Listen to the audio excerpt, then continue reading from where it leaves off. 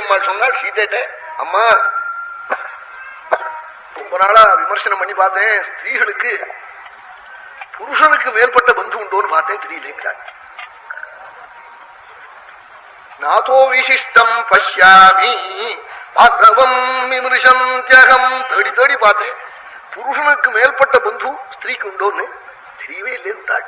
அனசூய வாக்குனால சொன்னாலாம், அவன் விமர்சனம் பண்ணேங்கிறாள். நாதோ விசிஷ்டம் பஷ்யாமி பாந்தவம் விமர்சம் தியாகம்ங்கிறாள். விமர்சனம் பண்ணி பார்த்து சொல்றேன். புராணாந்தரத்துல 47 சதுர்யுகமா இருக்காளா அனசூயும் அத்திரியும். அவன் எத்தனை ராமாவதாரம் நான் பார்த்தாச்சுங்கிறாள்.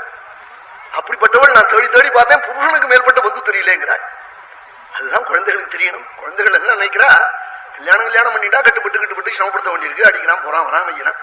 இப்படி இருக்க போக்கிலியா ஆறாவத்தன் இருந்தா அது மாதிரி எல்லாரும் இருப்பான்னு நினைச்சுன்னு வருவதோடு குழந்தைகள் ஏதோ உத்தியோகத்துக்கு போயிடுவோங்கிறாள்.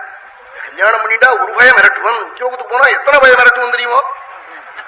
பர்த்தாவன் இடத்துல இருந்துட்டு பெருமை அடையணுமே தவிர்த்து பர்த்தாவன் இடத்துல இல்லாம உத்தியோகங்கள்லாம் இருந்தா நல்லா இருக்காது.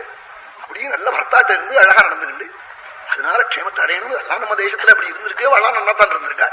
அதனால கல்யாணம் பண்ணிக்காம குழந்தைகள் இருக்கவே கூடாது, அவசியம் பண்ணிக்கணும்.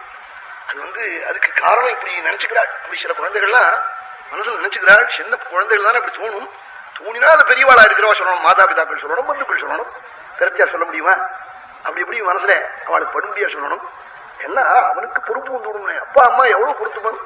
ஆமா 10 மாசம் இருக்க வேண்டியவன் இன்னும் 2 மாசம் கூட இருந்துட்டாள். ஏன்னா கொஞ்சம் கோபிட்டுடா இருந்தா அவரே வாழாவட்டின்னு கூப்பிட்டு வரனேன், ஒண்ணு தோப்பனே கூப்பிட்டு வந்தேன். கொஞ்சம் கோபம் உள்ளவனா இருந்து யோஜனை இல்லாதவனா இருந்தா நம்ம குழந்தைய அப்படி சொல்லலாமான்னு யோஜனை பண்ணாதவனா இருந்தா அப்படி சொல்லிவிடுவன். பர்த்தா அப்படி சொல்ல மாட்டேன், சொல்லணும். இவன் ரட்சிக்க வேண்டிய பொறுப்பு உள்ளவனாச்சே.